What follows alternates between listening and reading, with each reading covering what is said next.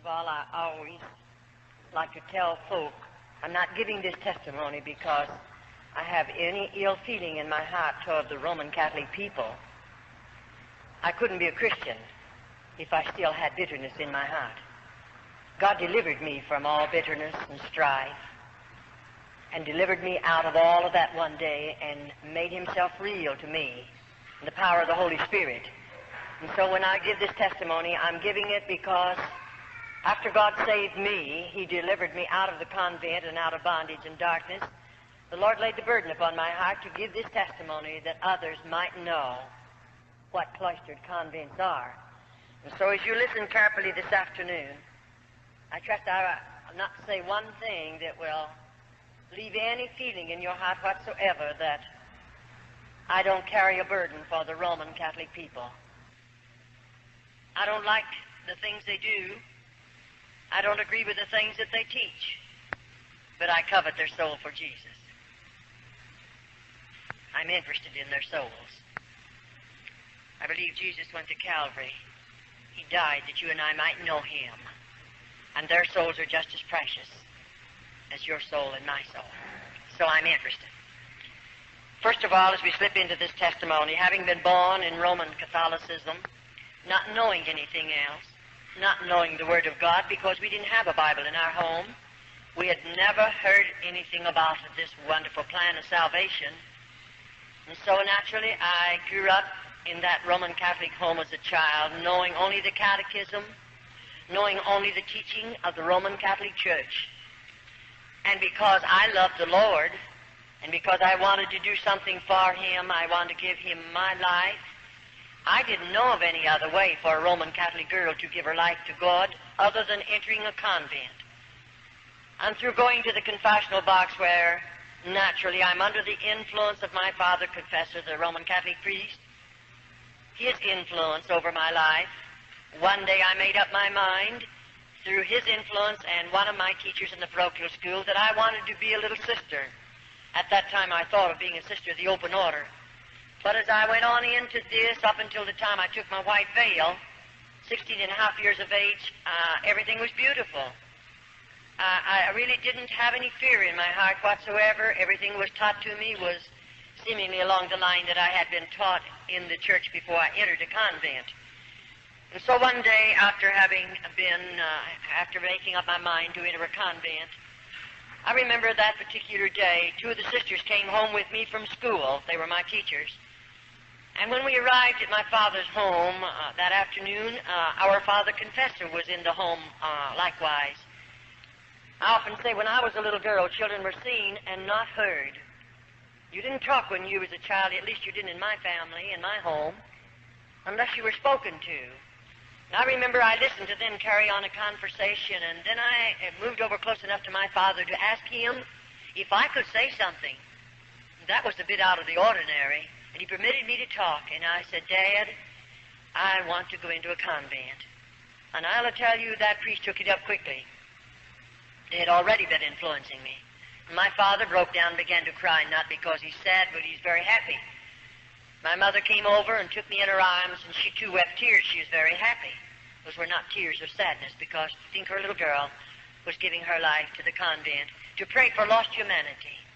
And naturally my family were very thrilled about it, and I was too.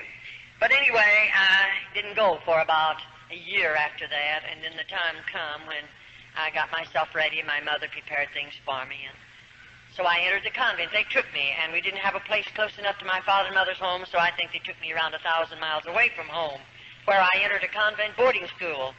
I liked about 3 months being 13 years of age, just a little girl. I look back on it now and think, my, homesick, I was so homesick. Why, my mother and daddy, they stayed 3 days with me, and when they left, I became so homesick naturally. Why shouldn't I? Just a baby away from home. And when I was a little girl, you know, I had never spent a night away from my mother, and I surely had never gone any place without my family. And naturally, there was a close tie in our family, and I was very lonely and very homesick. But I'll never forget after Dad and Mother told me goodbye, and I knew they were traveling a long distance away from me, and I had never realized in my heart I'll never see them again. Naturally, I hadn't planned it like that because I planned to be a sister of the open order. But if you listen carefully to this portion of the testimony, then you'll understand just why I'm saying some of the things that I say. Now, oftentimes we say the priest selects his material through the confessional box because at 7 years of age, I went to confessional. 7 years of age, I would always, when I come into the church, first I'd slip over at the feet of the crucifix, the Virgin Mary, and then over at the feet of the crucifix, and I'd ask the Virgin Mary to help me make a good confession because I was a child and my heart was honest, and I knew the priest had taught us to always make a good confession, keep nothing back, tell everything if I expected absolution from any sin that I might have committed. And so I would ask the Virgin Mary to help me make a good confession. I would ask then Jesus to help me make a good confession. And you know, I'll assure you, after I lived in the convent for a short period of time, now I had to go on with my schooling. I just finished the 8th grade, and they promised me to give me a high school education, some college education. But I didn't get much college. I got mostly just high school training, and they gave that to me all right. I took it under some terrible difficulties and strains and all of that. It was rather difficult. But they gave it to me, for which I appreciate very, very much.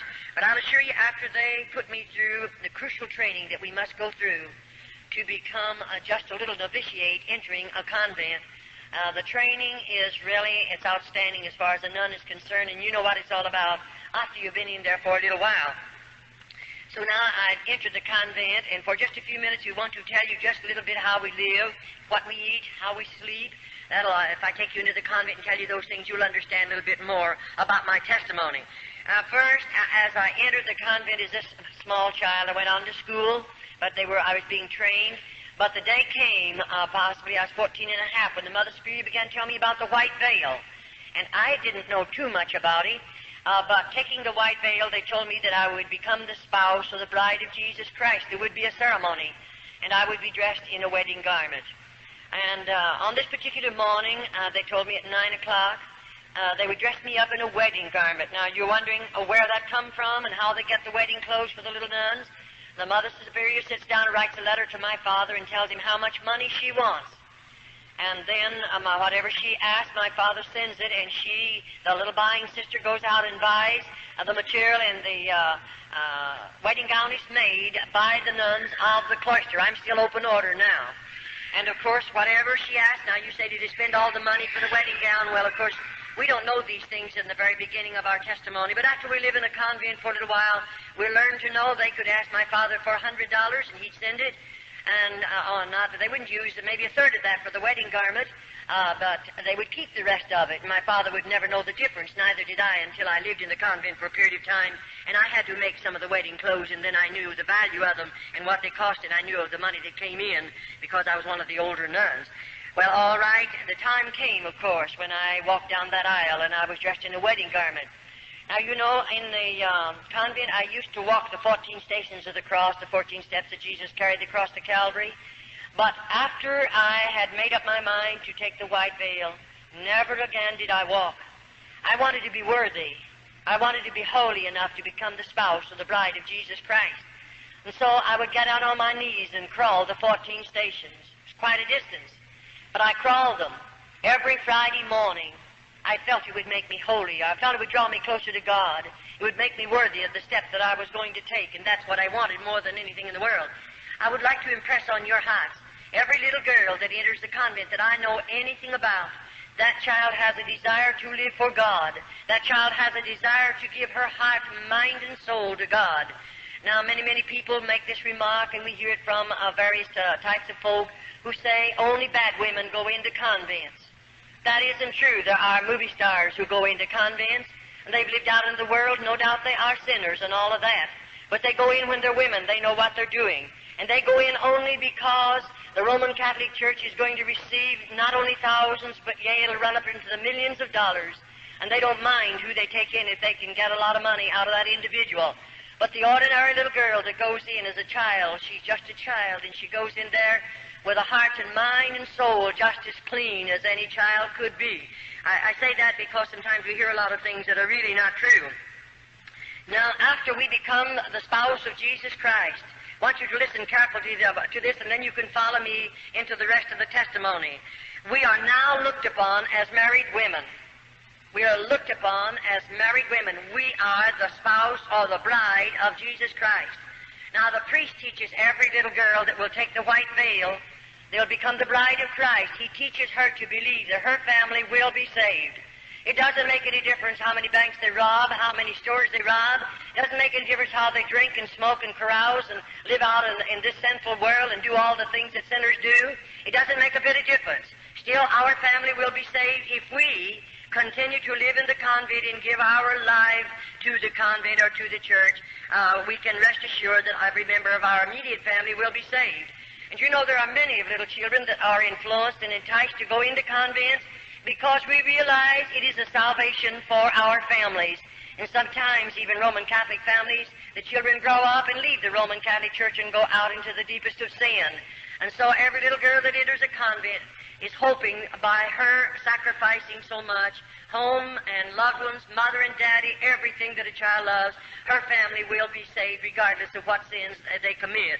And of course we're children and our minds are immature and we don't know any better. And it's so easy to instill things like this into the hearts and minds of little children.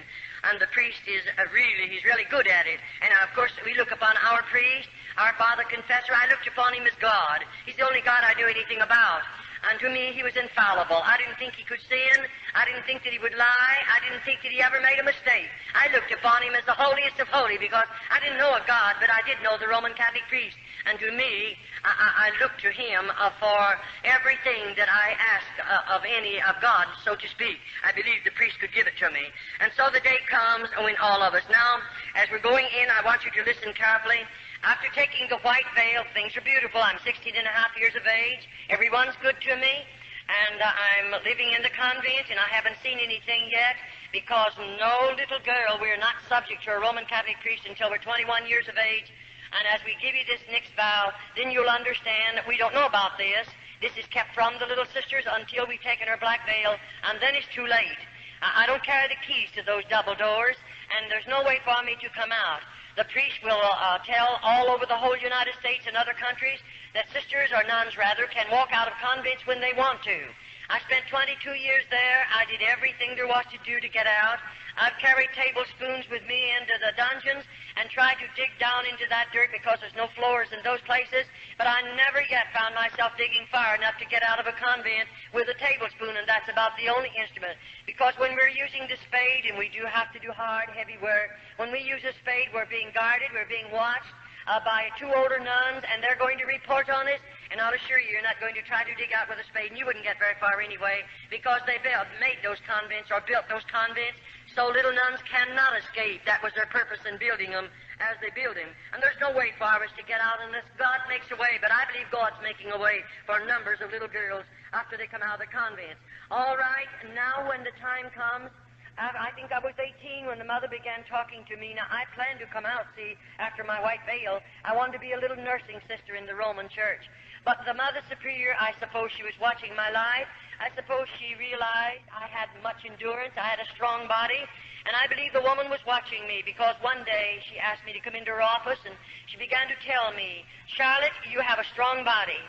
And she said, I believe you have the possibilities of making a good nun, a cloister nun. I believe you're the type that would be willing to give up home, give up mother and daddy, give up everything you love out in the world, so to speak, and hide yourself away behind convent doors. Because I believe you're the kind who would hide back there and be willing to sacrifice and live in crucial poverty that you might pray for lost humanity. She said, I believe you're the kind to be willing to suffer because we are taught to believe as nuns that as we suffer, our loved ones and your loved ones that are already in a priest purgatory will be delivered from purgatory sooner because of our suffering. She knew I was willing to suffer. I didn't murmur. I didn't complain. She knew all of that, and she's watching my life, and that's the reason she began to tell me about the black veil. And then, of course, I didn't know too much about a cloistered nun. I didn't know their life. I didn't know how they live. I didn't know what they'd done. But, this woman proceeded to tell me. Now, I hear a lot of people try to tell me in the various places that we travel and go. I hear a lot of Roman Catholics try to tell me I've been in so many cloisters. I know all about them. But, a Roman Catholic can lie to you, and they don't have to go to confession and tell the priest about the lie that they told because they're lying to protect their faith. They can tell any lie they want to protect their faith and never go to the confessional box and tell the priest about it. They can do more than that. They can steal up to $40, and they don't have to tell the priest about it. They don't have to say one word about it in the confessional box. They are taught that. Every Roman Catholic knows it, and every Roman Catholic would be horrified to know how many of them steal up to that amount. And many of them lie. We've dealt with them. I've dealt with hundreds and hundreds of them. I've seen good many of them fall in at the altar and cry out to God to save them.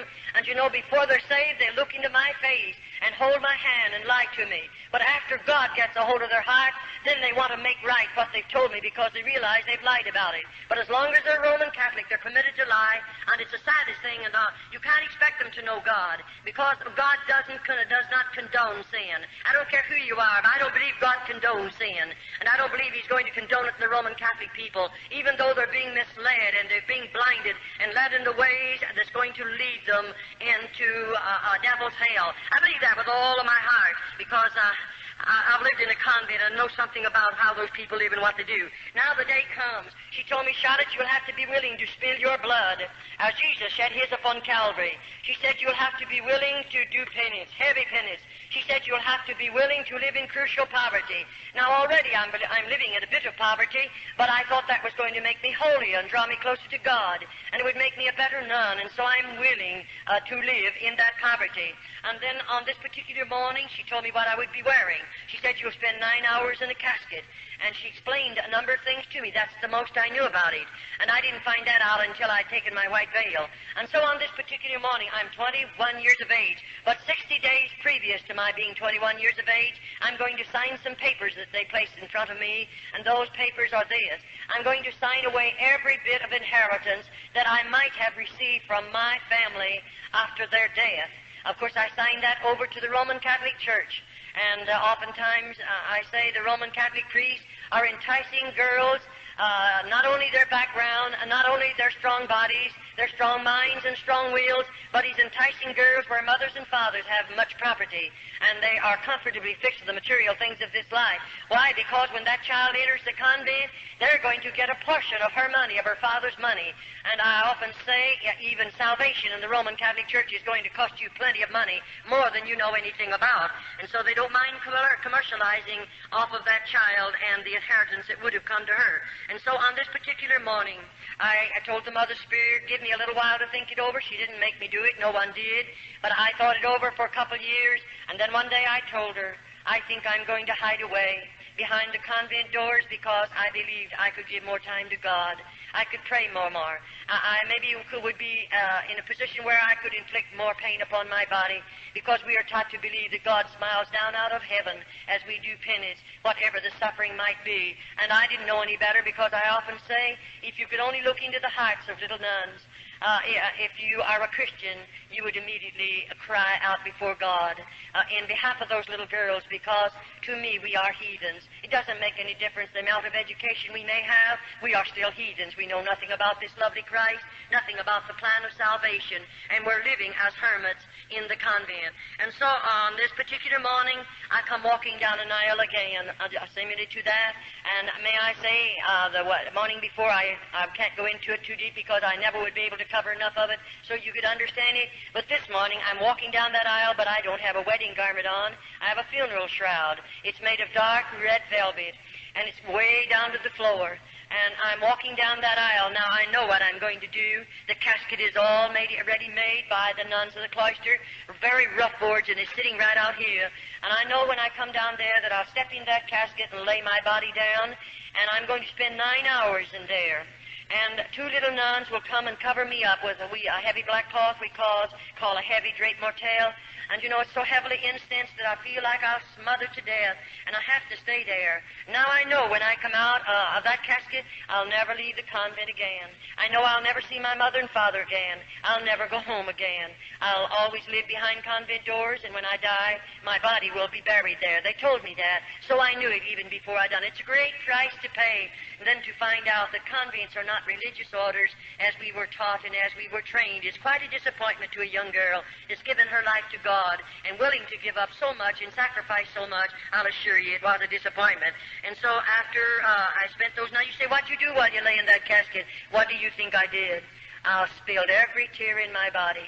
I remembered every lovely thing my mother done for me. I remembered her voice. I remembered the gathering around the table. I remembered the times when she would pray with us. I remember the things that she said to me. I remembered what a marvelous cook she was. Everything as a little girl growing up in that home, I remembered it, laying in that casket, knowing I'll never hear her voice again. I'll never see her face again. I'll never put my feet under her table again, enjoy her good cooking. I knew all that. And so maybe for 4 hours I spilled all the tears in my body because it was so hard. And I knew I'd get homesick. I knew I'd want to see her someday, but I gave it all up. What for? For the love of God. I thought I didn't know any better. And I'll assure you those were 9 long hours. And then I seemingly got a hold of myself and I thought, this, Charlotte, now you're going to make the best Carmelite nun, because everything I've ever done, even that I'm out of the convent, I do give my best. I try to give everything that I have in regardless what I might do. And so I did in the convent. I gave the best that I have. And I want to be the best nun that I could possibly be. And the Mother Superior knew that, and don't worry, the priest knew all about it too. Now I realize after I walk out of that casket or to come out of it, they're going to take me like this. Over here and right back here is a room. We call it the Mother Superior's room. Now, I've never been in that particular room, so I don't know what she has in there. But you know, when I walk in there this time, the Mother Superior sits me down in a straight-back, hard-bottom chair. And immediately then I'm going to take 3 vows of poverty, chastity, and obedience. And you know, as I take those vows, she opens a little place in the lobe of my ear and takes out a portion of blood, because I must sign every vow in my own blood. And after that happens, then I'm going to take the vow of poverty.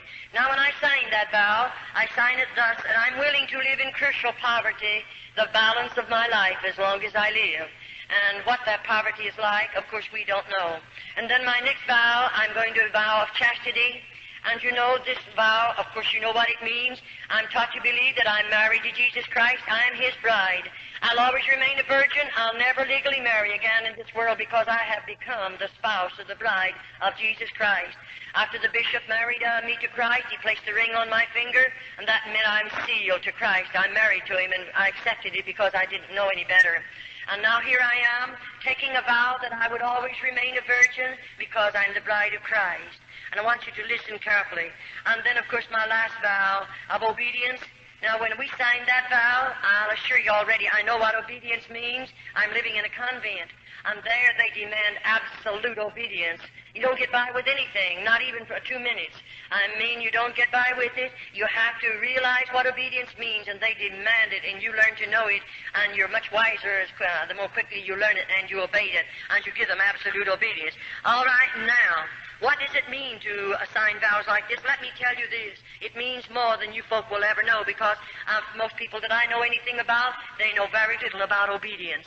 Oh, in a sense, yes, but you'll never know what a little nun knows about obedience. I'll assure you that one thing, unless you live in the convent. All right, that particular vow, when I signed it into my own blood, it done something to me, because after I've signed those vows, do you realize that I've signed away everything I have, my human rights? I have become a mechanical human being now. I can't sit down until they tell me to. I don't dare to get up until they tell me to. I can't lie down until they tell me to, and neither do I dare to get up. I cannot eat until they tell me to. And what I see, I don't see. What I don't hear. What I don't feel. I've become a mechanical human being, but you're not aware of that until you have signed all these vows. Then you realize, here I am, a mechanical human being, and of course I belong to Rome now. I'll assure you that right now.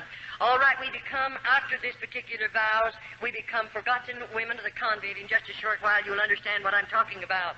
Now, immediately after I've taken those vows, then the Mother Superior is going to take away from me my name, and give me the name of a patron saint.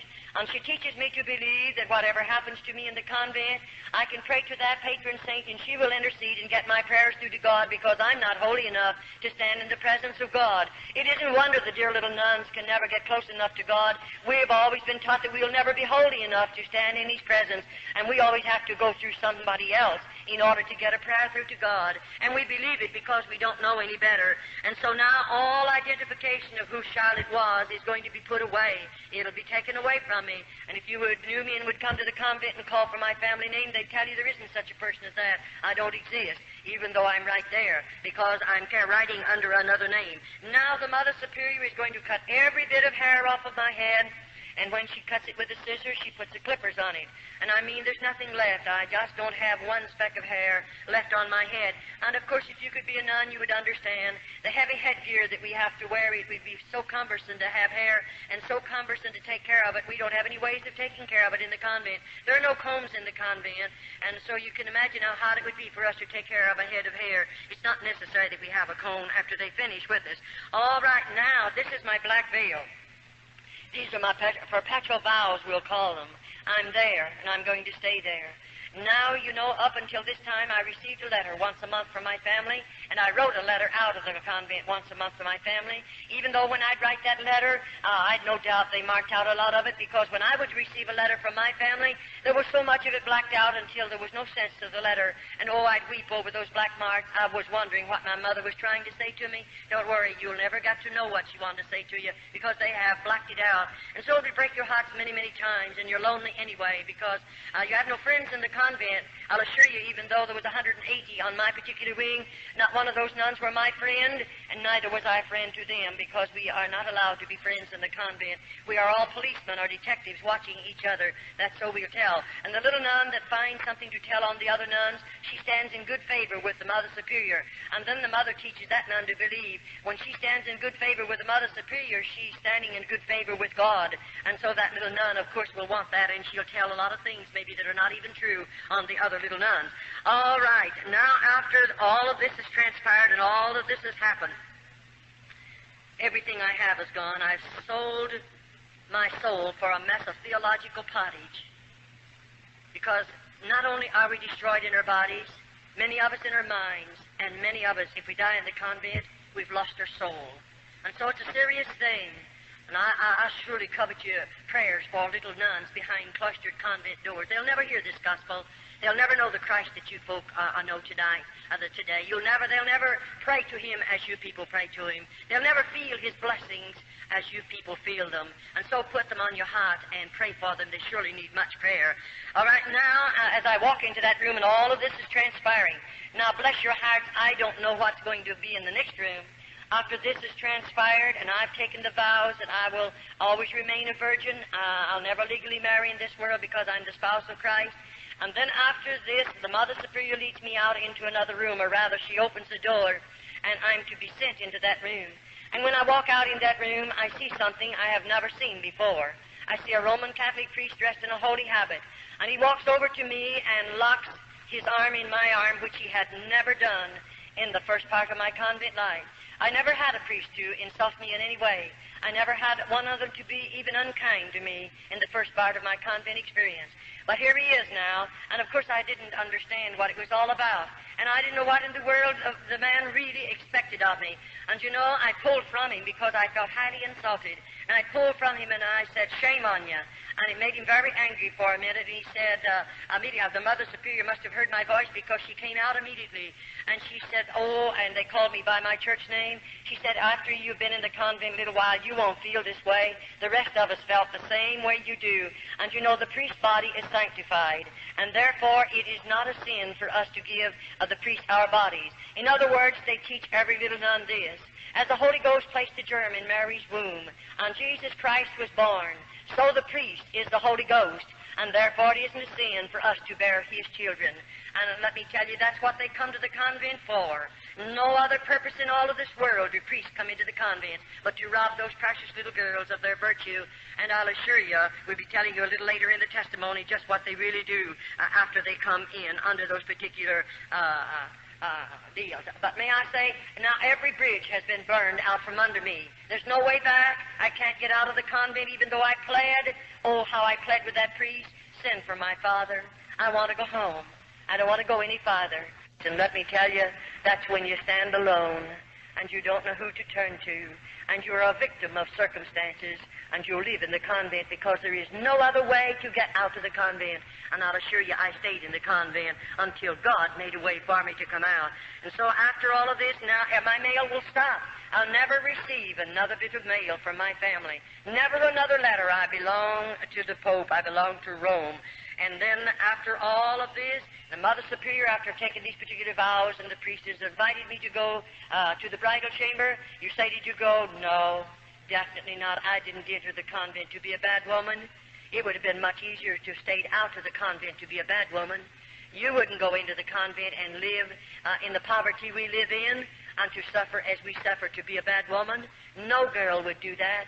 And it would have been much easier to stay out of the convent if I wanted to be a bad woman. But I went there to give my life and heart to God, and that was the only purpose I had in going there. And here this priest is, and of course I didn't go to the bridal chamber with him. I had a strong body then. One of us would have been wounded because I would have fought until the last drop of blood. And you know, it made them very, very angry, I'll assure you. But I didn't go to the bridal chamber with him.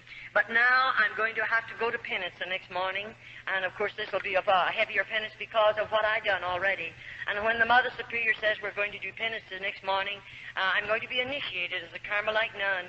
And I remember when she walked me down into that particular place, it was a dark room. I remember I lived above on the first floor until my black veil. After the black veil, they take me one story under the ground. And I lived from there on until God delivered me under the ground. I didn't live in the top part of this buildings at all. But you know, as we walked into this room, it's dark and it's very cold. And when we walked in, we came from back there somewhere. We come walking toward the front, and I walked along beside the Mother Superior. And when I got near the front, I saw those little candles burning. Anywhere in the convent, you'll find the 7 candles burning. And when I came a little closer, I saw the candles, but I couldn't see anything else. And I wondered, what's she going to do to me? That's the thing in our hearts, and we can't get away from it because we have fear. And when I come a little closer, I saw something lying on a board there. And you know, when I came real close, then I realized, here's a little nun lying on that board. I'll call it a cooling board because it was that. And just as long as her body, and there she was, and when I could see where the candles flickered down on her face, I realized that child is dead. And oh, I wanted so much to say, how did she die? Why is she here? How long do you keep her here? But you remember, I signed away every human right. And so I can't say one word, but I stood looking. Then the Mother Superior said, you stand vigil over this dead body for 1 hour. And at the end of the hour, a little bell is tapped, and another nun will come to relieve me.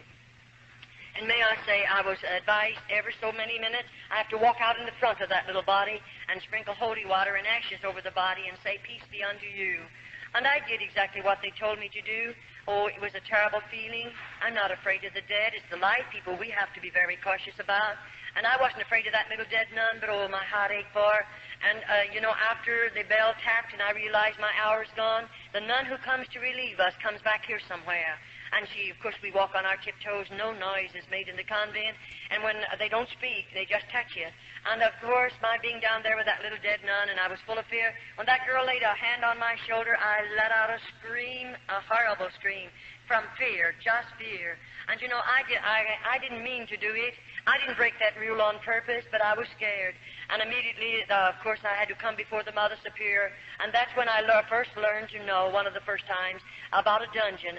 They didn't tell me there were dungeons in the convent. And she put me in such a dirty, dark place with no floor in it for 3 days and nights, and I didn't get any food and any water. And I'll assure you, I didn't scream anymore. I tried so hard not to break the rules of screaming, because there is a dungeon, and I know they'll put you in it. And let me tell you right now, it's not a nice place to be. After you've been in one of those places, you'll know what it feels like. All right now, I say this before I go any farther, that popery is a masterpiece of Satan. I said it's a masterpiece of Satan, with its lying wonders and its traditions and its deception. It's a terrible thing when you know about it. And so as I come down into this room, and she took me, let me look at this little girl, and that particular, if we call it a penance, is over. Now, the very next morning, she said again to me, Charlotte, you're going to do penance. Not the next morning, it was 3 days after, because I spent 3 days and nights in the dungeon. The next, fourth, fifth morning, whichever it was, she said, you're going to do penance. She took me down into another room, not the same room. And when we come walking down this time, I could see that big piece of wood, but I didn't know what it was. And when I came a little closer, there was a cross. It was made of heavy timber. I might say it was maybe 8 or 10 feet high, very heavy. And that cross was sitting on an incline like that. And she had me walk over here at the base of the cross, and she said, now strip your clothes off. And I took my clothes off. And then she made me, down to my waistline, then she made me drape my body over the foot of that cross. And she pulled my hands underneath and bound them to my feet. And then, you know, that's where I'm going to spill my blood. And she had not told me how, and neither could I ask how I would spill it. And she gave two little nuns that came with her a flagellation whip. It's, I might call it a bamboo pole. It's about this long. It's about that big around. And it has 6 straps on it about this long. And on the end of either of those straps, there's a cross piece of sharp metal. And those little nuns, either was given one of these whips. And they stood on either side of the cross. Now, at the same time, those girls began whipping my body. And I mean, when that metal hit my body, it would break the hide, of course. It would cut into the flesh, and I spilled blood, and it was running down to the floor. That's my flagellation whipping. That is where I spill my blood, as Jesus shed his upon Calvary. And of course I'm human. It wounded. It hurts. It was very painful. After the whipping is over, they don't bathe my body. They put my clothing back up on my body, and I have to go the rest of the day. When the night comes and I stand in front of my cell there, after we have to stand there to undress with our backs to each other, and then when I went in, I couldn't sleep that night. I just wasn't a bit sleepy because I couldn't take off all my clothes. They had dried in those wounds, and it was terrible. I didn't take them off for several nights. And I'll assure you, when I came before my food, I didn't want my cup of black coffee. In the morning, we get a cup of black coffee. They serve it to 10 cup, and we can have no milk or no sugar of any type in it. And we have 1 slice of bread. That's made by the nuns of the cloister. They weigh it. It weighs 4 ounces. That's all I get for breakfast. And then, of course, in the evening, I get a bowl of soup, and that's fresh vegetables cooked together. There's no seasoning in the soup whatsoever, and a half a slice of bread, and 3 times a week they give me a half a glass of skim milk. That consists of my food 365 days in the year. And I began losing weight very rapidly, I'll assure you, because I didn't have enough food to eat. I don't know the day that I went to bed without a hungry stomach. Sometimes it would be so hungry I couldn't sleep. The pain was gnawing. You can't hardly stand it. And you know you're only going to get that 1 slice of bread the next morning. That doesn't fill you up. And of course we have to work hard all day long. And I'll assure you, those little nuns, as I covet your prayers for them, they need your prayers in more ways than one, because you'll go to bed with a full stomach tonight. And you're very comfortable right now, but I'll assure you there's not one of them that's comfortable. They're hungry, and they're sick, and they're wounded, and they're hurt, and they're heartsick and homesick, and discouraged, and worst of all, seemingly they have no hope. No hope. You and I are looking forward to the day when we're going to see Jesus. They have no hope whatsoever, and I surely hope you don't forget to pray for them. All right, that was terrible, I'll assure you. And then in a few mornings after this, the Mother Superior is taking me back for another initiation. And when I go into the penance chamber this morning, we come from a place up here, and we're going to walk back along like that, clear to the back. And you know, it was quite a ways back there, and I went through part of it's a tunnel, and then I come out into a room, and I'll walk through that room, and when I get way back there, I see those candles burning, and I see something else. There's ropes hanging down from the ceiling, and oh, I'm so scared. I wonder what the ropes are for, and what's she going to do? After these 2 penances, you began to have a lot of fear in your heart. And so I can't say anything, and I walked back there, and you know, I saw the ropes then real plain, what they're doing hanging down from that ceiling. Then she tells me, you go over there against the wall, about that close from the wall, and I have to stand sideways like this. Then she asked me to put up both of my thumbs, and I did. And then she pulled 1 rope down, and there's a metal band fastened securely, and she fastens that around the joint of my thumb. Then the other one comes down and fastens around this thumb.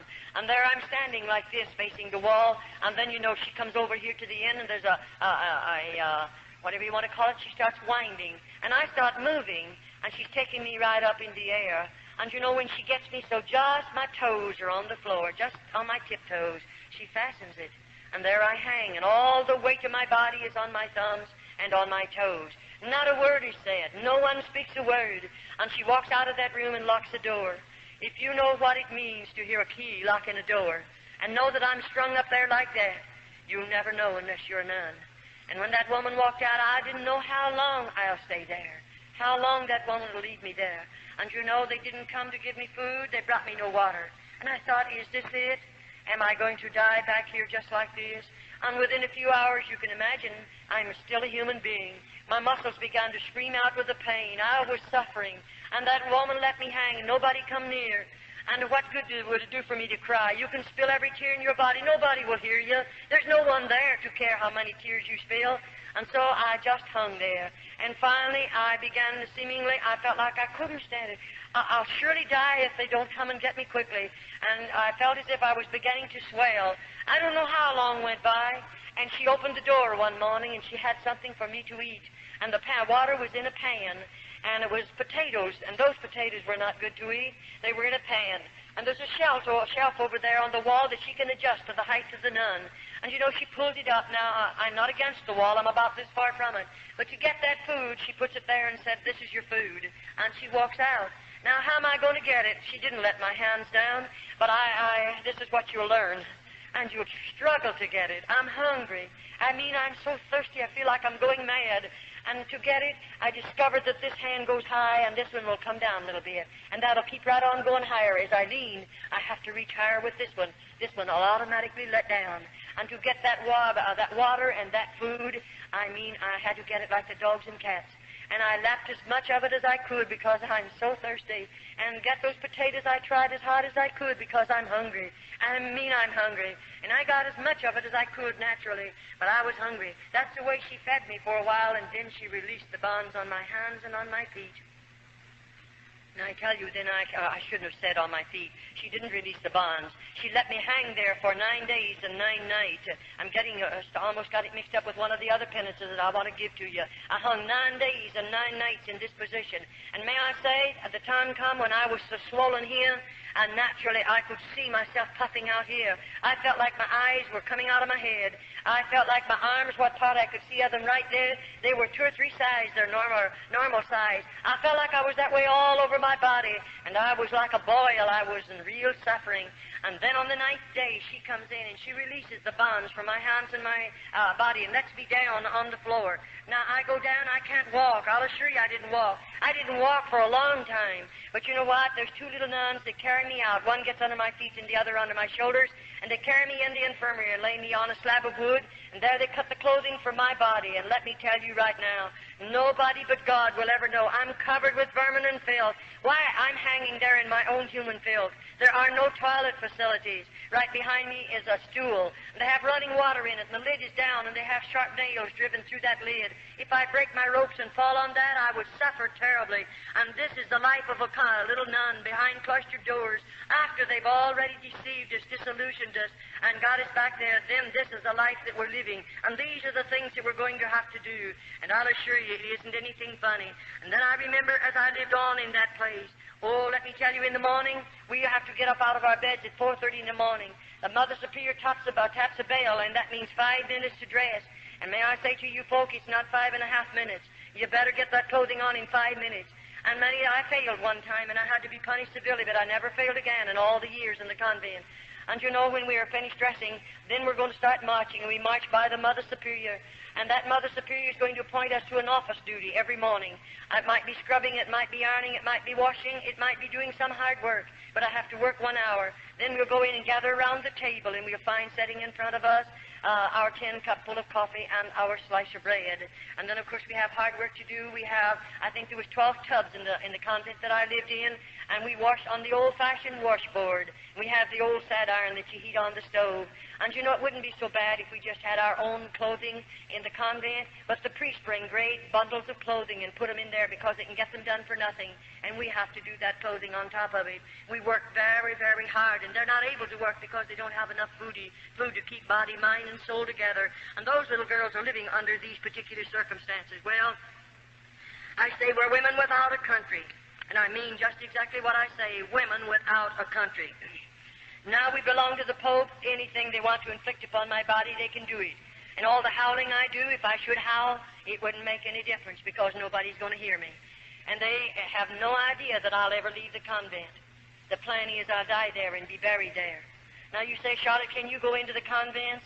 Any one of you folk can go into an open order convent, or a closed convent, into the speak room.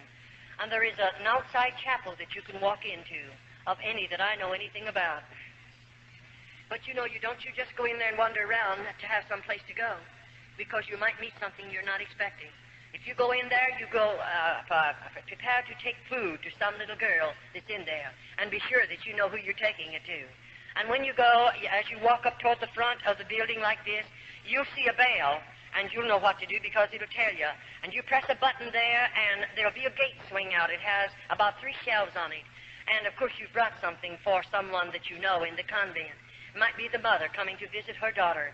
And you know, when that bell is tapped, the Mother Superior is back here behind a big black rail. Now, that's a big iron gate there, and there's heavy folds of black material clear across there. And you can't go back there. You'll never see the Mother Superior, but she'll answer you through the black rail. And you might say, I brought some homemade candy from my daughter, and you might ask the Mother Superior to let you speak to her. You can't see her, but you could speak to her. You know, the mother will call that lovely little girl and call her out on the other side of the grail. Of course, you can't see her. And you know what? The mother will speak to her and say, honey, are you happy here? And that little nun will say, Mother, I'm very happy. You say, why did she say that? Well, bless your heart, don't you know the Mother Superior is standing there? And if we didn't say that after our mother is gone, then only God knows what the Mother Superior will do to the little nun. And so we must lie to our mother. And then the mother will say, do you have plenty to eat? And that little nun will answer and say, we have plenty to eat. But I'll tell you, that mother will go home. She'll prepare a lovely meal for the rest of the family. But if she could look in and see our table and see what her little girl is eating, if she could look into her little girl's eyes after she's been there 3 or 4 years, baby Jesus, and there's the crucifix, and then we have a prayer board. And by the way, I'll assure you folk that you'll never want to kneel on our prayer board. We kneel on it every day if we are able to walk under our own power. It is a board about this height from the ground, and there are 2 leading up like this one, and this one is about that wide. I'm going to drop my knees down on it, and there's sharp wires coming up through that board, and then this one up here I prostrate my arms on, there's going to be sharp wires. After all, I told you we were going to suffer. We were going to do penance, and this is a part of my suffering. And as I kneel on that prayer board, I'm praying for lost humanity, and I'm believing as I suffer that my grandmother will be released from a priest's purgatory sooner because of my suffering. And I'll kneel there longer sometimes. Oh, it's terrible, but we don't know any better, so we do that because that's all that little nun does know, and we believe it. And there we are, and we are locked in our cells. Every night the key is turned in those doors. We can't get up and come out of there. And then more than that, 7 minutes of 12. We go to bed at 9:30, the lights are out. 7 minutes of 12, there's 2 little nuns appointed to unlock every door. Every little nun again gets on her feet, dresses in full dress, goes into the inner chapel, and there we again pray 1 hour for lost humanity. We don't get very much sleep, that's why, and we don't have enough food, and we work hard, and we suffer much. That's why our bodies are so broken. That's why we seemingly don't have enough strength to carry on after we live there. But I'd like to say this to you as I go, before I go any farther. Now, I did those various things. We are taught to believe that as we spill our own blood, now we must do this. As I whip my body, if I torment it or torture it in any way that I spill blood, I'm taught to believe that I'll have 100 less days to spend in purgatory. Now, you know, we have no hope. Those little nuns don't look forward to anything. You may think they do, but we don't. Why? After you live in a convent 10 years, I began to realize the Virgin Mary is just a piece of metal. She's a statue. I began to realize St. Peter is just a statue. I began to realize that the statue of Jesus is just a piece of metal. In other words, we come to the place to believe that our God is a dead God. And I'll assure you, after you live in a convent long enough, not at first, oh no, but after we've suffered enough, after we've seemingly fallen down at the feet of those statues and spilled our tears on them and have begged them to intercede and get a prayer through to God, and years go by of whatsoever, a parent won't even know when they're dead. So who's going to pray us out of purgatory, or rather buy us out of purgatory? No, we realize after we're in there for a period of time that there is no purgatory. And of course, you know there isn't, and I know there isn't. And there is no purgatory. The only purgatory the Roman Catholic people have is a priest's pocket, and they're filling his pockets with coins in order to pray for the dead. And may I say, there are thousands and thousands of Roman Catholics. In the month of November, may I say to you, in United States, 2 years ago in the month of November, the Roman Catholic priests praying masses for the dead of the Roman Catholic people in this country in 1 month collected $22 million for masses said for dead Roman Catholics. That's just a little idea, our sample of what's going on in this country. And still there are thousands of mothers that will work their fingers to the bone to go over there and give the priest another $5 to say a mass for a loved one that's in a purgatory, because that mother believes there is a purgatory. In the convent they have a painting of purgatory, and there's nothing in the room but just that painting. And you know, every Friday we have to walk around that painting. And when we walk around it, I wish you could look at the little nuns' faces. What do I see? The painting, as you would walk around it, looks like it's a big, deep hole out there, and there are people down in there, and the flames of fire is lapping around the bodies of those people, and their hands are outstretched like this. And the mother will say to the little nuns, you better go and put another penance on your body. Those people are begging to get out of that fire. And because we're heathens, we don't know any better. I might go someplace in the convent, and maybe I'll burn my body real bad. Maybe I'll torture it some way and spill some more blood, because as I suffer, I believe they're going to get out of that place where a priest puts them. And there are millions of people, so to speak, in purgatory that your priest have put there. And when he knows that it's the biggest fraud there is in the world, he knows there's not a bit of truth to it. And bless your heart, I often say you take purgatory and mass away from the Roman Catholic Church, you'll rob her of 9/10 of her living. She'll starve to death if you would take it away from her. She commercializes not only off of the living, but off of the dead, and on it goes. All right. It doesn't bother a Mother Superior to take one of those dear little girls. And may I say, you know, when the priests come into the convent, they come as our father confessors. Once a month we go to confession. And we don't want to go, don't you worry. I many the time have got in the very back row. I didn't want to go in there. I know who's out there. One of them, I may not know the particular man, but I know he's a priest. And I know those priests. I certainly have seen them enough. I've lived there long enough. I certainly have had contact with every one of them. And I'll assure you this one thing. I don't trust one single one of those in the convent. Now, we're not telling you about every priest. I don't know all the priests. I'm just talking about the convent in my personal testimony of convent life. And you know, we know something about what's out in that room. And here we are. We know we're going to confession today. It may take all day long. And here he comes. And I have never seen a Roman Catholic priest come into the convent that I was in without intoxicating liquor under his belt. And I say a man or a woman, regardless of who you may be, when you get liquor under your belt, you're not a man, neither are you a woman. You become an animal and a beast. And so we have a beast sitting out there. There's a straight back hard-bottom chair, no other furniture but the crucifix of the Virgin Mary. But here he is sitting on that chair right out there in the middle of that room. Now here a little girl has to walk out there alone, and she has to kneel down. Think of it. Why, bless your heart, I really sometimes, I'm saved now, I'm out of the convent, and I now look back at that Roman Catholic priest, and I often say, I'm sure he was a twin brother to the devil, because he's full of sin, he's full of vice, he's full of corruption. And we go out there and kneel down at his knees. Now, you're a lucky girl if you get away from that man without being destroyed. Why, he's drunk. He's a beast. He's not a man. Oh, he has a holy habit on. He's an ordained Roman Catholic priest. And so I'll assure you, we don't like to go to confession, but we must go once a month. Those little girls can't help themselves, and nobody comes out into that room with the priest and I until it's all over, and then we can come back, and the next one will have to come. And I'll assure you, we don't appreciate that day. And those little girls don't know any better. They don't know anything about the plan of salvation. They don't know that Jesus went to Calvary and died for them. They don't know that he shed his blood for them. Those little girls know nothing about it, because to me, as I repeat again, the Bible was a hidden book to every one of those little girls. And so now they can do things like this. Now, if a Roman Catholic priest comes into the convent, he may go to the Mother Superior and ask her to permit him to go into the cell where one of the nuns are. And you know that mother with her carnal mind and her carnal heart, and she's very hard and very carnal, and she is the mother many times of many illegitimate children. They belong to the priest. And you know, she'll take that priest and he's drinking. She knows it. They bring liquor in with them. Sometimes some of the nuns will drink with them, and the mother usually drinks with them. And it's really a terrible place. It is not a religious order. It does not live up to that name whatsoever. But here she brings that priest into one of our cells. Now, I wonder if you realize how serious it is. That Roman Catholic priest, he has liquor under his belt, we know that. But he has a big, strong body. He's had 3 square meals food every day of his life. He can eat all the food that he wants. But you know, there's a little nun that may have a broken body, and she may not have very much strength. And what did he come into that cell for? For nothing other than to destroy that little nun. I often say I wish the government could walk into a convent just about the time one of those priests are let in the cell. The mother will turn a key in the lock, and you're locked in there with that priest. Now, we have no way to defend ourselves, and I often say I have had to nurse those little girls. I'm an RN. I got my nurse's training by going through the tunnel over to through the hospital as I lived in an open order convent. But may I say, after that priest is taken out of there, if you could look upon the body of that little nun, she looks like something you've thrown out in a hog pen, and a half a dozen old sows have just mauled that child's body. And this is convent life. I can understand why your priests are calling over the phone every day or two and screaming their heads off because I'm in this city giving this testimony. But may I say to you, I don't mind if they continue to scream. I don't mind what they do. I I'm not one bit afraid of them. I'll continue to give this testimony. As long as God gives me strength, I'll be giving this testimony regardless of your priests or your bishops in this country. I know what I'm doing.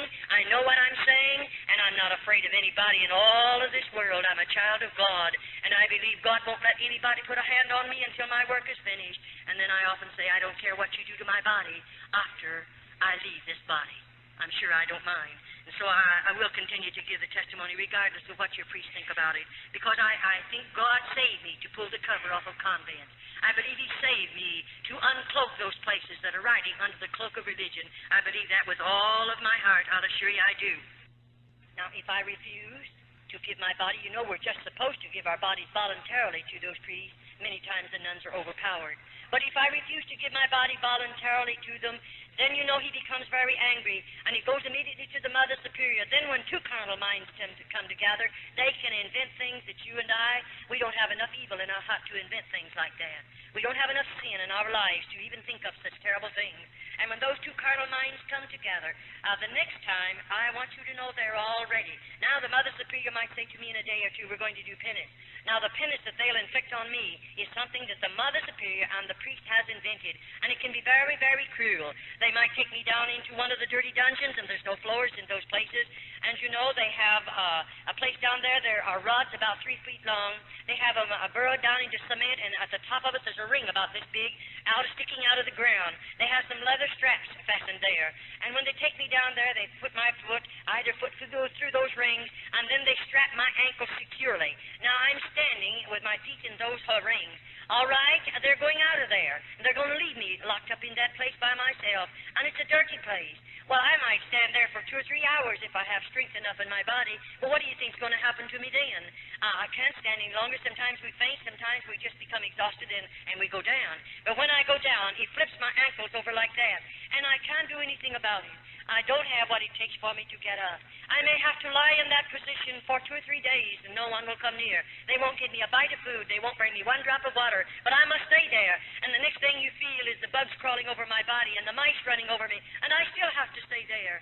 I can understand why they don't want me to uncover. They don't want the world to know these things are going on. No priest in this country wants it. And if he doesn't want the world to know it, then they better be pretty careful that nobody ever gets out of a convent after they spent a few years back there. But may I say again to you, my God, He is greater than all the outside forces. My God can reach His hand over into those convents, this country, any other country, and make a way for a girl to come out, and He won't have to ask the bishop to help him. He won't have to ask the priest to help him. But God can make a way for us to come out. I'll assure you that. Well, on it goes. Then sometimes the priests come and they get angry at us because we refuse to sin with them voluntarily.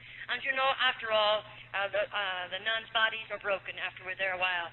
And many the time, to have him strike you in the mouth is a terrible thing. I've had my front teeth knocked out. I know what it's all about. And then we'll get you down on the floor and then kick you in the stomach. Many of those precious little girls have babies under their heart. And it doesn't bother a priest to kick you in the stomach with a baby under your heart. He doesn't mind. The baby's going to be killed anyway because those babies are born in the convent. Why wouldn't babies be born when you run places like this under the cloak of religion? The world thinks it's religious orders. And there are babies born in there. And most of the babies are premature. Many of them are abnormal. Very, very seldom do we ever see a normal baby. You say, Sister Charlotte, do you dare to say that? I most definitely do dare to say that, and I intend to keep on saying it. Why? I've delivered those babies with these hands, and what I've seen with my eyes and I've done with my hands, I just challenge the whole world to say it isn't true. And the only way they can ever prove it isn't true, they'll have to open, if they ever serve a summons on me and call me into court, I'll assure you this one thing: convents are coming open, and then the world is going to know what convents really are, and they'll have to open them to vindicate my testimony, because I know what I'll do if they ever serve a summons on me. I've been before the highest laws we have in the United States. I know what I'm doing. I know what I can say, and I'm not one bit afraid to say it, because I've been a part of this. I've been connected with this system 22 years behind convent doors, and it is a terrible thing. When that dear little nun, looking forward to that day when her precious baby will be born. Most of you, dear mothers, oh, you have everything ready. The beautiful nursery, all the baby's beautiful clothes are made. Everything is lovely. You're looking forward to that precious little immortal soul that's going to be born into your home.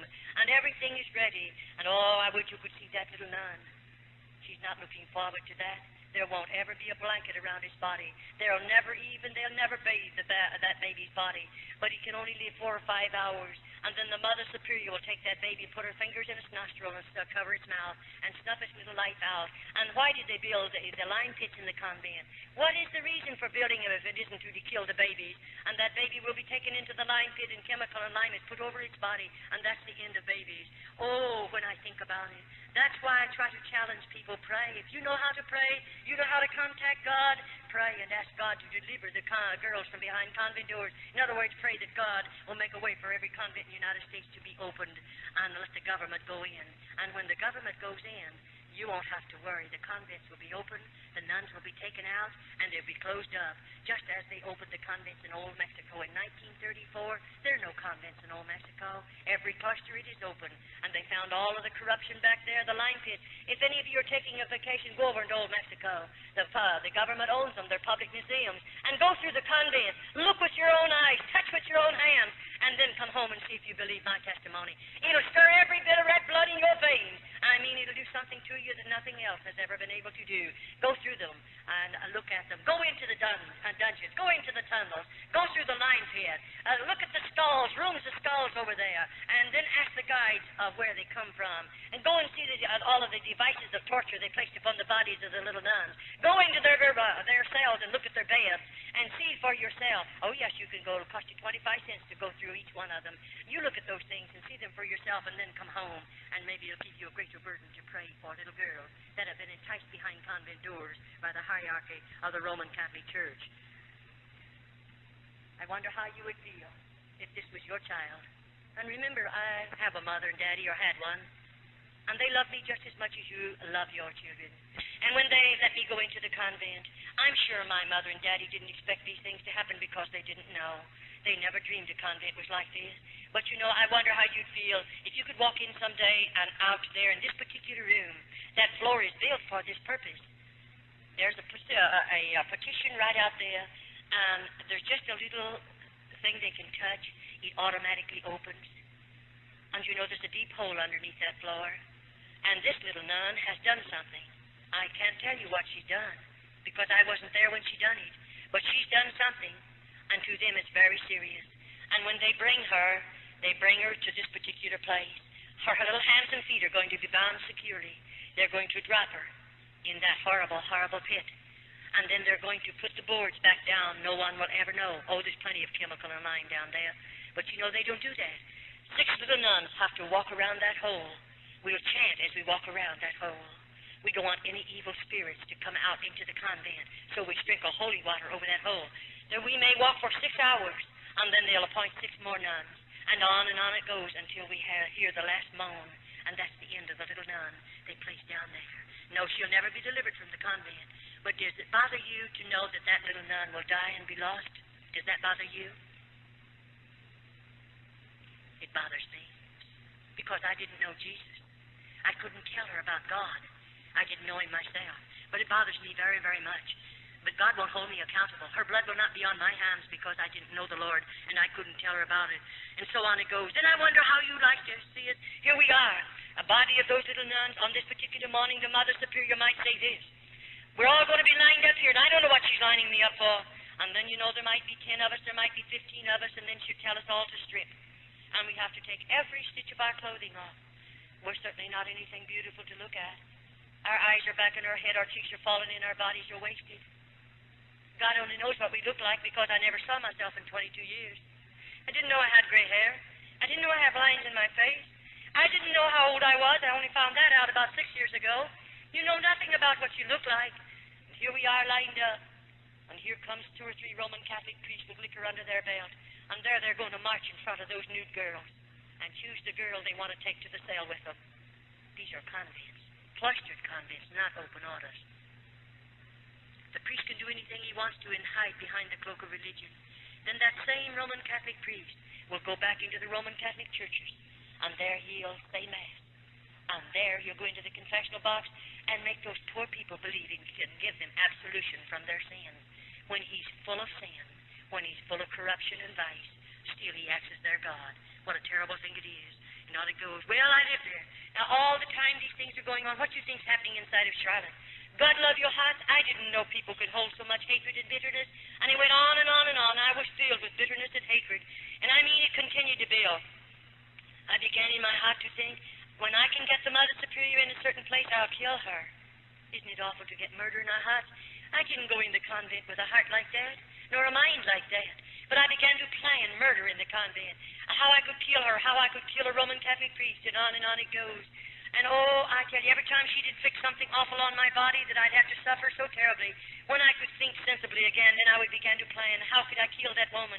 And on it goes. Well, after all, you can't help it. For instance, I wonder how you would feel. The Mother Superior, here she is, and she's going to sit me down in a chair. And you know, that chair is straight back, hard bottom, and I don't have any hair. She's going to take everything off my head. And you know, she's going to put my hands like this. They'll be out here in stalks. And I'm going to have to bend my head over like that in order to put the stalks across my neck. And I'm fastened securely. And over my head there is a faucet of water. And you know, there's a faucet of water just above my head, and my head's over. Now that mother's going to turn that water on, just a drop, and the drop will just come about this fast. It'll hit me right there on the back of my head. And you know, I can't move either way.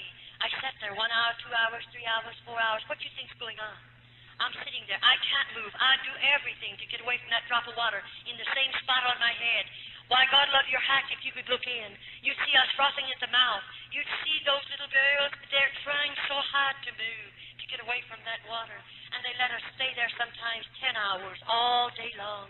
Many, many times a little nun cracks up completely. She goes stark raving mad under this particular penance. What in the world do they do with her? I tell you in a few minutes. Don't you worry. They have a place for us after we go mad in the convent. They take care of us. They have places for the little nuns. There's places built down there for us. Well, on it goes. Well, you know, these things went on and went on and went on. And it was terrible. But, you know, I began to plan and plan and plan. After she's done something like that to me, it's terrible. One day, the Mother Superior took violently ill. You say, who would take her place?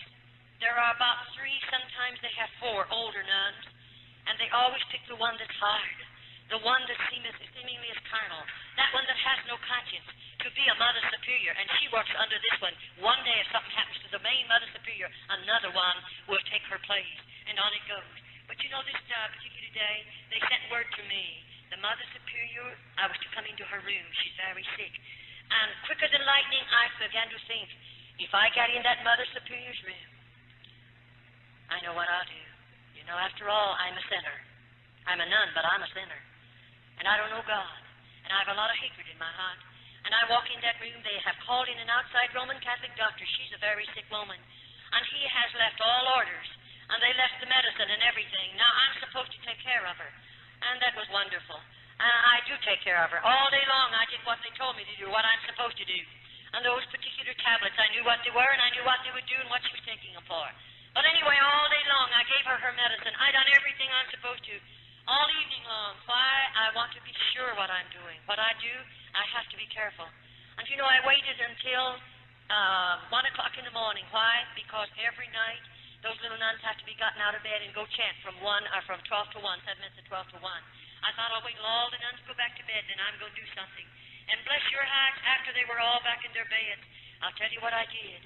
I took 5 or 6 of those tablets. I was only supposed to take 1 in a half a glass of water ever so often and give it to her. But because of the type they were and what the type of tablet was, I knew what it would do. I put 6 of them in a glass of water and stirred them up. And I gave them to her. I knew she would go into convulsions. It would twist her completely out of shape. I knew that woman would suffer 1,000,000 deaths within 25 minutes. I knew that. And I thought, I'm going to watch her suffer because she has punished us. She has hurt us so many thousands of times. I'll watch her suffer. Isn't it terrible to think a child can live in a place like that long enough until she has the same kind of a heart almost the Mother Superior has? But that's what comes when sin gets in your life. And so I waited. You know, I gave them to her. And something happened to me. I got scared. And I looked at that woman, and she began to change color. And I couldn't find her pulse. I couldn't find her respiration. I was frightened. And I thought, oh, what shall I do? If they find her dead, only God knows what they'll do to me. I'll tell you what I did. I got that stomach pump as quick as I could. I pumped that woman's stomach. I massaged that woman. I done everything there was to do. And oh, thank God she didn't die. I said, I thank God. But you know, I sat down by the bed and held her hand and watched her carefully until the respiration came back normal, until her pulse was normal, and I felt she would live. And I thought of another thing. I'll do this then. I saw where her keys were hid in her shelf right there in her own room. so they're on a big chain or a big ring, and I thought, I'm going to take those keys. I'm going down into that dungeon. When I say down, this is 2 stories under the ground. I'm going someplace where she's always wandered. It's a solid wall like that, and clear to the back end of that wall, there's one door, and it's heavy, and it's always locked. And I've heard her tell me scores of times, and I'm sure she has the others, don't ever try to go through that door. What in the world is over there? And why did she tell us that? We can't get through it. It's locked. But, I wondered what was back there. Because when they had me in the dungeon for a long time once, I heard screams under the ground. I heard such blood-curdling screams, and I knew there were some girls locked up somewhere. And so I'm going through there if I find a key. And so I got her keys, and I went into that particular place. And when I got back there, it took a while to do it. I want you to know, to find the key. But when it unlocked that door, I walked through that door, and I walked into a hall. The hall, I would say, was maybe 5 feet wide, maybe wider than that. That's just a guess. And anyway, on the other side of the hall, there were a number of cells over there, small rooms, and they had real heavy doors. And in those cells were little nuns. And when I went up to the first one, near the top of the door, there's a little place about this long, it's about that wide, and it has iron bars going across there. And I looked right into the face of a little nun that I knew, one that I'd sit across the table from, one that I've prayed with in the chapel. I knew that girl, and here she is, and they had chains and lock chains around either of her wrists and around her waistline. And I said, when did you have something to eat last? And no answer. How long you been here? No answer. I went down to the second, the third, the fourth, the fifth, and the stench was getting so bad I couldn't stand it. And those little girls would not talk. Why? I lived in the convent, a long time. I don't care if I was 2 miles under the convent, way back there. We were working back there, and we'd whisper. The next day I'd have to suffer because the convents are wired, and the Mother Superior can hear every voice, every whisper, and then somebody tells, and you're in some serious trouble. And those nuns has been there long enough. What had they done? I don't know. But those nuns are supposed to have cracked up mentally, and so they have put them in those chains. And when they die, they can't fall down to the floor. They're just dropping those chains and slump. When they go in there, they don't give them any more food. No more water. That's a slow death. And so as I saw all of that, I became so sick from the terrible stench because many of them are already dead. And I don't know how long they've been dead. I came out of there and walked back up to this room where the Mother Superior was, and she was lying there sleeping. And I watched her carefully, and she slept till the next day, long, long hours, and didn't waken. And when she did, she said, I've had a long sleep, and I said, yes. They let me take care of her for 3 days. And the 3rd day? I don't know. You say, did she ever find out you was down there? Well, not yet. I hope she didn't while I was there. But anyway, 3 days, they put me out in the kitchen. In other words, when we go to the kitchen, 6 of us go for a 6-week period. And this particular time, they put me out in the kitchen with 5 other little nuns. What am I there for? I'm doing the kitchen work. I'm going to do all the cooking that's done out there and take care of the work in the kitchen. And so when I went out in the kitchen, we have a long table back here, and it's a work table. And our vegetables will be prepared for the soup, and that's what we were doing, all 6 of us. And something happened. Our kitchen is a very large room, and a very long room, not as wide as it is long. And over at one end of it, you'll find over here the stair steps leading, about 4 of them leading down. Then there's a landing right there. Over there is a big, heavy outside door. But here there's a landing. Our garbage cans sit there. And right here is a stairway, cement one, leading down 1 story under the ground. Now, I'm up on 1st floor in this kitchen. All right, as I'm in there and we're there working, something happened. Somebody touched a garbage can. All my convent life, we are taught never to break silence. We don't dare to make noises in the convent. We are punished for them. And when something touched the garbage can, that's a noise. And who in the world? 6 of us, and we're all together. Who's touching the garbage can? I wheeled around, and they wheeled around, and we saw a man. And that man was picking up the full can, leaving an empty one. I'd never seen that before. I've been in that convent for years, and in the kitchen, but I never saw anything like that happen. I believe God had his hand on me. With all my heart, I believe it. And you say, what happened? Well, we turned around quickly because to us it's a mortal sin to look upon a man other than a Roman Catholic priest. And we turned around quick and went to our work. But I thought, if that man comes back again to get another full can, I'm going to give him a note and I'm going to ask him if I can run out with him. But I didn't do that. But you know what I did? When we run out of something in the kitchen, there's a pencil hanging up there on a chain. And bless your heart, I have to, or whoever it is runs out, you have to write it on a tab. And of course, I stole a piece of paper off of a sack. And I thought I'll carry that little piece of paper in my skirt pocket. And every time I can get a hold of that pencil, I'm going to write a word or 2 on a note. And that's what I did. It took quite a while to do it. But I watched that garbage can. Every time I could take the garbage down there, I did it. And when it was just about full. And I thought the next evening, it'll be full when we put all the garbage in it. And so that afternoon I broke my crucifix and I laid it up on a shelf, and I had a hard time doing it because they're watching me. But I did it, and I laid it up on a shelf, and I did that to have a way to get back to that room, of course. And so when our dinner work is over, our supper dishes, everybody has to go out at the same time, and we march by the Mother Superior. And you know, when I marched by, I stopped and said, "Please, may I speak to you?" And I did. And I said, "Mother Superior, I broke my crucifix, and I left it in the kitchen. May I go for it?" And, of course, no nun goes without her crucifix. And she said, "How did you break it?" I lied to her. Everything she asked me, I lied to her. You say, "Why did you lie?" She lies to us. And we're all sinners, so we all lie. And it doesn't make any difference in there. And so we lied. And I lied to her. And then finally she said, "You go get the crucifix and come right back." And that's all I wanted anyway. I have to have a reason. You can't go back to the kitchen after you've left it. And so I didn't go for the crucifix, but she thought I did, and I run for this tin can. Why? That night when I put my garbage in there, I put a note right on top of that garbage and left the lid off, which I was not supposed to do. And you know, I said on the note to the garbage man, "If you get this, won't you please help me out? Won't you do something to help the little nun down?" I told him about those 19 cells down there and those 19 nuns in him. I told him about some of the babies that have been killed. I told him some other little nuns that are locked up in the dungeons and they're bound with chains. I told him a plenty. And I said, "Won't you help us? And if you will, please leave a note under the empty can." That's what I went back for. And when I lifted up the can and found a note, you don't know how I felt. I froze to the floor. I was so scared I didn't know what to do. I picked that piece of paper up and I read, and this is what that man said: "I'm leaving that door unlocked, and I'll leave the big iron gate unlocked. You come out." Oh, let me tell you, that's almost more than you'd ever. Why, I never dreamed I'd get out of a convent. I never thought of ever getting out. I wanted out, but you say, oh yes, when I could collect myself, I reached over and turned the knob, and you know it was put unopened. I walked out of that convent, and I slammed it to. I was sure the lock was on it, and I got out to the big iron gate, but oh, he had me trapped. That iron gate was just as locked as it was ever locked. You don't know what it done to me to stand there looking at the iron gate. I'm locked out of the convent. I have no right out there. You can't imagine. I don't know if I grew old right there. I don't know. I know I suffered enough because I'm scared half to death. And what will I do if I go back and pound on that door? What will they do with me? And oh, the fear that grips your heart. And you say, "What'd you do?" I didn't have any shoes and stockings on. I'd wore those out years ago. When I think of the Roman Catholic Church being the richest church in the world, and they let those little nuns go winter and summer without any shoes and without any hose, living in crucial poverty, I wonder how they can do it. Hungry as we are. Your priests are all nice and fat. The little nuns are so hungry. I wonder how they do it sometimes. You say, "What did you do, Charlotte?" Well, I'll tell you, I just took a hold of that big old iron gate and I tried to climb it. That's all there was for me to do. And up about 1.5 feet from the top is a ledge about 6 inches wide. I thought if I could get high enough to get my knee on the ledge, I'm safe. And I did. I got one knee on the ledge, but this time I don't have any strength left either. And you know, I thought, what'll I do? I'll put one foot over, then I'll get the other over. Then I realized, you know, I have 3 skirts on. My skirts are gathered on the belt, and they're clear down to my ankles. My veil, of course, is down to my knees in front and that long in the back.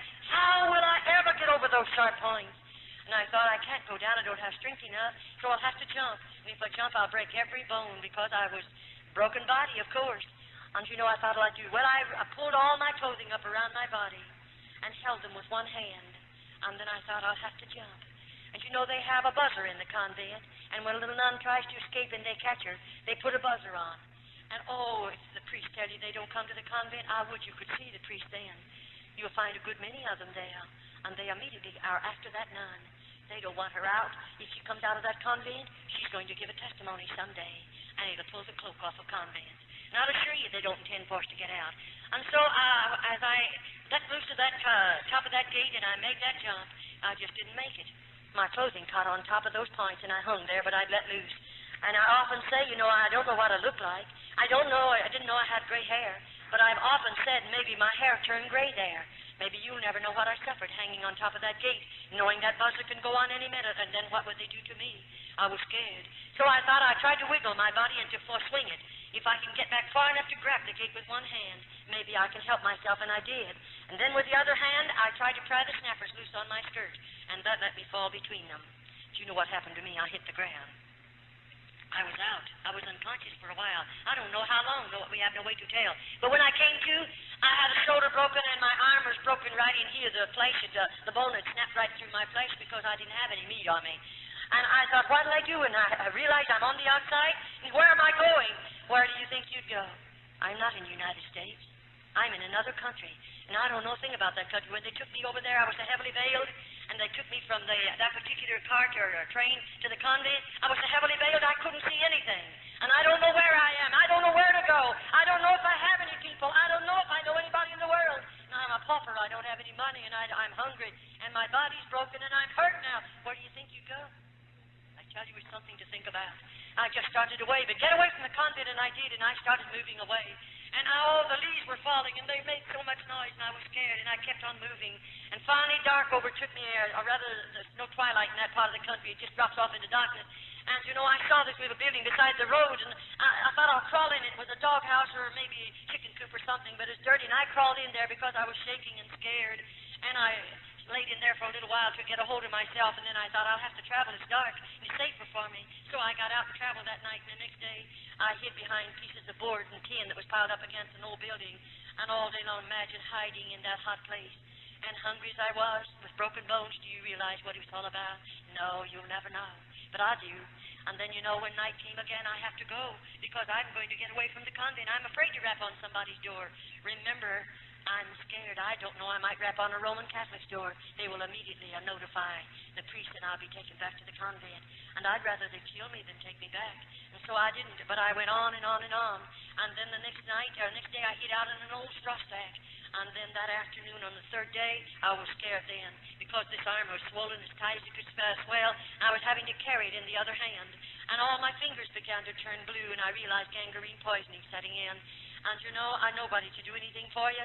And I realized I'm going to die just like a rat beside the road. That's a terrible feeling. And I thought, what'll I do? I'll just get out and go a little sooner. Maybe I'll have to rap on somebody's door. And that's what I did. And I remember as I walked, I don't know how far, I saw this lamp. It was an old-fashioned lamp burning. Very poor house, no paint on it. And I knew those were poor people. So I walked up to the screen door, and I rapped on it. And a tall man came to the door. He was rather old. And I said, please, may I have a drink of water? And you know, that old man didn't answer me, but he walked back in the house and called his wife. And God bless her heart, she's like most old-fashioned mothers.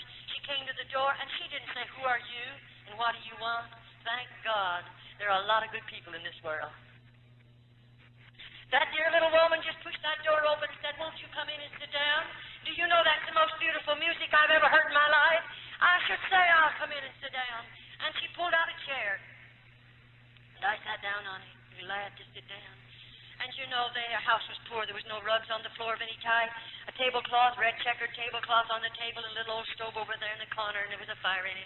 And that woman put some milk in a pan and heated and brought it over to me. And you know, I'm hungry. I don't have any manners. I forgot how to act. I forgot a lot of things in 22 years. And I grabbed that glass of milk all before she ever set it down, and I gobbled it down. I'm so hungry, I felt like I'm going stark mad. And I took it instantly, and the moment it touched my stomach, of course, I couldn't retain it. I lost it. I haven't had any whole milk in 22 years. You could understand why I couldn't take it. And she knew what to do. She went out in the kitchen, and she heated some water, or rather over to the stove and heated some water. And bless her heart, she put sugar in that water and brought it over to me. And she sat down and gave it to me from a spoon. I took every bit of it. Oh, it was good. It was nourishing. And then the daddy walked over by me, and he said, now tell us who you are and where'd you come from. I began to cry. I was scared then. I said, I run away from the convent, and I'm not going back. And he said, what happened to you? And my hand was laying upon the table. And I said, well, I tried to get over the gate, and I fell, and I'm hurt. And you know, he said, we'll have to call a doctor. And bless your sweet life. Then I really became hysterical. I got up from the table. I was going to run back outside, and they wouldn't let me. He said, wait a minute, we're not going to hurt you. You're hurt. You have to have help. I said, I don't have any money, and I don't have any people, and I can't pay a doctor bill. Of course, I was just in a terrible mess, if you want to know it. And that man said to me, I'm going after a doctor. He said, and he's not a Roman Catholic. Neither am I. That dear man didn't have a car, but he hitched up a horse and buggy, and he drove 9 miles to get a doctor. The doctor came out in his car, and when he got out to the place, he got there ahead of the man. And when the doctor walked in and walked around me, he just kept walking around me, and he was swearing. Maybe he didn't realize it was a terrible effect on me. When he stopped and looked at me, of course, he was mad. He was mad. Why was he mad? He was mad because he was looking at something that was supposed to be a human being. And I didn't even look like a human being. I was in such a horrible condition. But finally he calmed down. He came over to me and he said, I'll have to take you to the hospital tonight. Oh, I became hysterical. I said, I don't want to go. Please don't make me go. And then he sat down carefully and took my hands. And he began to say, I'm not going to hurt you. You have to have help. And I want to help you. That doctor took me into the hospital that night, and that's where I learned how much I weighed. He weighed me, and I weighed exactly 89 pounds. I weigh 178 right now. And then, you know, they took me into surgery, and of course they tried to get the swelling and the inflammation out of my hand and arm, that they might do something for me. It took about 12, 13 days. And then, of course, they had it, but this time it started to knit, and they had it all to break over again and put it in a cast. I did a lot of suffering. Well, you know, one day a way was made for me to be released from the hospital. Who did they release me to? I begged to go out to those old people to stay with them, and they let me go because they'd been good to me, and I trusted them. And the doctor wanted to take me out to his home. I was in that hospital 3.5 months. And they took me out there, and I stayed for a period of time. And then one day, this same doctor, he wrote a letter, and you know what he sent in that letter? He sent a check. He told the people to go and buy me a suitcase and get me some clothing. He was coming for me on a certain day. He had told me, I'm going to find your people for me. You know, that doctor's a stranger to me. But oh, I thank God that he has men and women across this world, and those men and women are not so selfish that they won't use some of the money that God has allowed them to have to help that one that's less fortunate than they. He spent a lot of money on me. I was in that hospital 3.5 months, and I mean there was a lot of money spent on me, but he paid the bill. How I appreciate it. And you know that dear doctor, they took me and bought my clothing for me and got my suitcase and everything was ready, and the day came when he came, and you know that doctor took me to the train. And he put me on a train in care of somebody, of course. He had found my people for me. I was on buses and trains and boats for a long time, and one day, after that, he had gotten my visa to get back into the United States, and I was always in charge of somebody because they wouldn't trust me to travel alone because of having lived under the ground so long. And one day, they called the name of a town where I was, or where my mother and daddy lived. And you know, I knew where mother and daddy lived, and I got off of that train and run down to their home, 5 blocks from that depot, just a very small town. And when I rang the bell, my daddy come to the door, and you know, I looked at his face. I didn't know him. And because I didn't know him, I said, do you know where my father lives? And he said, who are you, and what's your name? And I said my name, and I didn't give him my church name. I gave him my family name. And that man looked at me, and of course it was his name, and he said, Hooky, is this you? My father didn't know me, of course. It was my dad.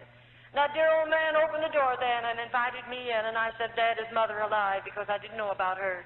And he took me back in to see her, and there she was. 7.5 years she'd laid there an invalid, a horrible, horrible invalid. And of course she didn't know me, and I didn't know her. Well, you know, that very night I took violently sick, and they put me back in another hospital for another 3 months. But my father paid all of those bills. He reimbursed the doctor and paid the doctor in another country and paid the old people. He reimbursed them all. All of that was wonderful. Then, you know, one day, after my body was strong enough, since I'm here in the United States, it took a long time, several years. I'm a nurse, and I took the examination to nurse. And you know what God did? He let a woman come into that particular hospital. It was a Roman Catholic hospital. This woman was a Church of God minister. She came in, and I thought, how strange. Just across the Mississippi River is 2 magnificent Protestant hospitals, and she lives in one of those cities. Right there, 3 cities joined together. And why in the world did she come over here to this Roman Catholic hospital? Why, I believe God had his hand on it all the time. You know, that woman who came in, and the doctor said, I want you to dispatch her case, and I went into that room to prepare that woman for the operating table. And I heard her praying. And I want you to know, I became that woman's private nurse, or special nurse. After she left the hospital, she went home, and I became her special nurse in the home. And that woman asked me if I wouldn't go to church with her. And you know, I lived in her home long enough to hear her pray. I lived in that home long enough to read the Bible to her because I am her nurse, and I did what she told me to. I'd never read a Bible before in all of my life, and she'd have to find the scriptures, and then I'd read them to her. And you know, as I read the Word of God, God began to get a hold of me. And finally she said, won't you go to church with me? And you know, I went to church with that woman. And I sat back there and heard a gospel for the first time in my life. And you know, I'll tell you, I went through 4 nights. And it was really beautiful. I've never heard anything like this. And all the time she was telling me about the plan of salvation and telling me about God and that I needed God and I needed to be saved. And of course, I was believing her. Do you know what I'd do every night? I'd go home from church with that woman. I'd say, you go to bed, but let me go to the basement. I'd lay my Bible down on a chair, and there I'd challenge God, and I'd say, God, did you hear what the preacher said? Did you hear it, God? And then I would tell God everything that I could remember the preacher said. And I said, God, you heard every word, didn't you? Now, if you're God, and the Bible is the Word of God, and God, you're real, I want what those people have. But if you're not God and the Word of God is not your word, then God, please don't give to me what those people have. Let me tell you, I challenge God. I put him to a test. God's not going to give you anything that's not of God. Don't you worry. And every night I've continued to do that 4 or 5 nights, and I didn't eat either. I couldn't sleep, and I'd lost my appetite, and I was losing a lot of weight. It was terrific, but you know, one night I come back to church, and out of a clear blue sky, right in the middle of that man's service, I just got out of my seat. And with both hands up in the air, I come running right straight down an aisle like that.